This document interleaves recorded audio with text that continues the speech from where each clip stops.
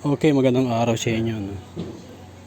Nais ko lang share sa inyo itong nabili na namin battery ng Amaron. Nagpalit kami nung nakarang araw lang, almost yung pinagpalitan nito almost magto 2 years na. Medyo delay na kami ng start. Kaya nagpasya na kami magpalit ng mga kaibigan.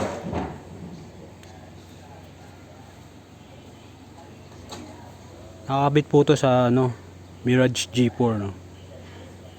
Itong Amaron na to mga kaibigan na maintenance free and 1SM ang kinabit namin.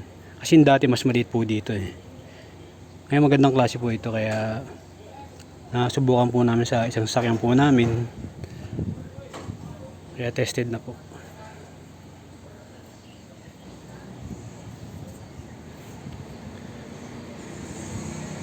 Ayan po, nakakabit po siya dito sa Mirage G4. Ang advice ko lang po sa inyo, no, kung magpapalit kayo ng battery, no, subukan nyo po yung 1SM Amaron.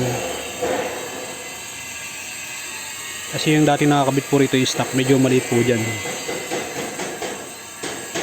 Mas maganda po to, quality. Tsaka yung dati po namin battery, yung stock po nito delay na po yung start namin and medyo hindi na po maganda. Ngayon napakaganda po, malakas ang kuryente, walang delay po sa start, maganda aircon.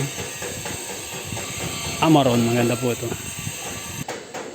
Ugaliin nyo rin po mag check ng battery,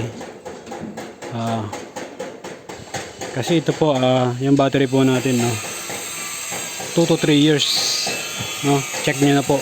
Huwag nyo na pong paabuti ng 4 to 5 years kasi po kahit pa paano may tubig din po ito eh.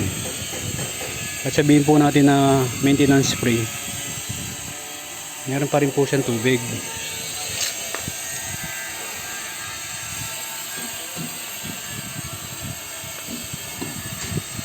Yun lang po ang tip ko sa inyo mga kaibigan, no? Kung magpapalit kayo ng battery, galing siya sa stock ng Mirage, medyo maliit po siya, palitan nyo po na 1SM. Kasi po tinry po namin dito yung 3SM, masyado malaki po, hanggang dito lagpas po siya. Tatanggalin po itong cover. Ito sakto lang, medyo mahaba lang siya ng konti. Okay na po ito. Yun lang po mga kaibigan, no? Sharing is caring, Turning Moto.